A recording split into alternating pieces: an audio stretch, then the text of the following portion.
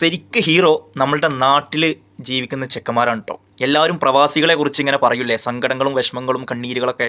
എന്നാൽ ശരിക്ക് ഹീറോ നാട്ടിൽ അധ്വാനിക്കുന്നവനാണ്. പ്രവാസിയായി കഴിഞ്ഞാൽ അവനക്ക് ചിലപ്പോൾ സാമ്പത്തികമായിട്ട് കുഴപ്പമില്ലാത്ത രൂപത്തിൽ എല്ലാ മാസവും കടന്നു പോകുമായിരിക്കും.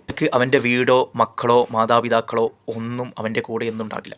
പക്ഷെ നാട്ടിൽ നിൽക്കുന്നവൻ കിട്ടുന്ന ശമ്പളം കൊണ്ട് അവൻ്റെ മക്കളെ പഠിപ്പിക്കുകയും ഭാര്യയോടൊപ്പം ജീവിക്കുകയും സ്വന്തം വീട്ടിൽ അന്തി ഉറങ്ങാൻ കഴിയുകയും ചെയ്തിട്ട് അവൻക്ക് അതിൽ നിന്ന് എന്തെങ്കിലും പരാതികളോ പരിഭവങ്ങളോ ഉണ്ടെങ്കിൽ അവൻക്ക് അവിടെ അതിനെ പ്ലസ്സാക്കി മാറ്റാൻ അവൻ്റെ ഭാര്യയോടും മക്കളോടൊപ്പം കഴിയുന്ന ദിവസങ്ങൾ മാത്രം മതി. അവൻ നാട്ടിൽ ജോലി ചെയ്തിട്ടാണ് അവൻ വീട് വെക്കുന്നതും മറ്റുള്ള എല്ലാ കാര്യങ്ങളും ചെയ്യുന്നതും നാട്ടിലെ എല്ലാ പരിപാടികളുടെ അവൻ കൂടുന്നതും.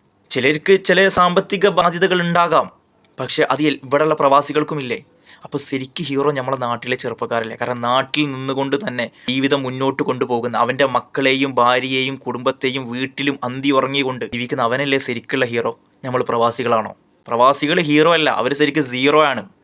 ശരിക്കും ഈ പറഞ്ഞ് ഞാനടക്കം മണ്ടനാണ് എന്നേ ഞാൻ പറയൂ. ഇവിടെ ഇങ്ങനെ വന്ന് കഷ്ടപ്പെട്ടിട്ടും എന്തെങ്കിലും ഉണ്ടോ? സാമ്പത്തികമായിട്ട് മുന്നോട്ടുണ്ടാകും, പക്ഷെ അതിന് നമുക്ക് വലിയ നഷ്ടങ്ങളല്ലേ. നമ്മളുടെ മക്കളെ വളർച്ച നമ്മൾ കാണുന്നുണ്ടോ? നമ്മൾ കെട്ടിപ്പൊക്കി നമ്മൾ വീട്ടിൽ നമ്മൾ താമസിക്കുന്നുണ്ടോ?